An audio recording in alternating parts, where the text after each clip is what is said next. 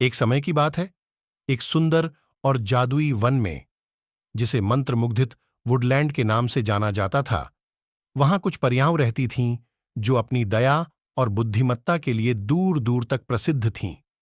ये परियां वन की देखभाल करने के लिए जिम्मेदार थीं, जिससे फूल खिलते रहें, पेड़ ऊंचे और मजबूत बने रहें और धाराएं साफ और शुद्ध बहें। उनके नेता एक बुद्धिमान और कोमल परी थीं, जिसका नाम सेराफिना था। एक दिन वन के एक छिपे हुए हिस्से की खोज करते समय सेराफिना को पत्थर पर उकेरी गई एक प्राचीन मानचित्र मिली।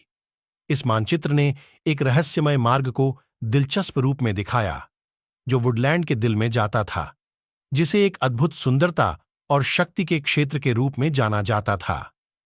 मानचित्र में एक पहेली लिखी थी: हवा, धरती, आग और पानी की कुंजियां ढूंढो और यात्रा करो जहां जड़ें गहरी हों। जो खोजने आएगा उसके लिए एक रहस्य, वुडलैंड के दिल में यात्रा का शिखर। इस रोमांचक और उत्सुकता भरे विचार से सेराफिना ने अपने दोस्तों को बुलाया। बहादुर परी योद्धा थॉर्न, चतुर और तेज तर्रार परी लुमिना और खिलखिलाते और चप्पल परी एस्टर।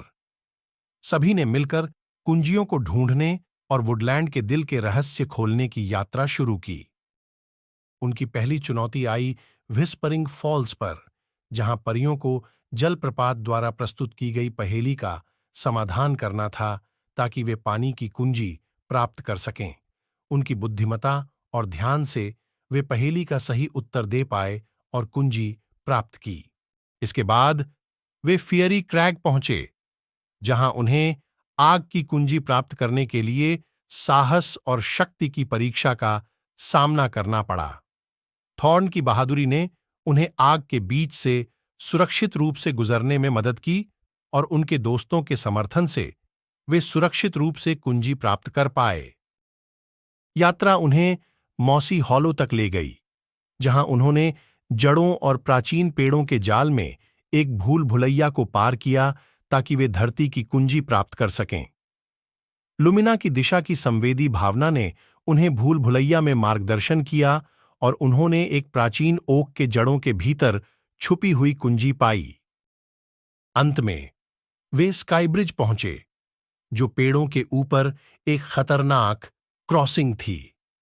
एस्टर की फुर्तीलेपन ने उन्हें तेजी से और सुंदरता से पार करने में मदद की और उन्होंने पुल के केंद्र से हवा की कुंजी प्राप्त की। चारों कुंजियां हाथ में लेकर परियां वुडलैंड के दिल की ओर बढ़ीं। वहां उन्होंने एक भव्य द्वार खोला, जो उन्हें अद्वितीय सुंदरता के बगीचे में ले गया। चमकदार फूलों से भरा हुआ, झरनों से भरा हुआ और इंद्रधनुष के हर रंग में चमकते हुए पेड़ों के पत्ते। अपने नए उपहारों के साथ परियां अपने घर लौट गईं, अपने रोमांच से हमेशा के लिए बदल गईं। उन्होंने अपनी कहानी मंत्रमुग्धित वुडलैंड की अन्य परियों के साथ साझा की और उनकी यात्रा एक ऐसी कथा बन गई जिसने आने वाली पीढ़ियों की परियों को प्रेरित किया।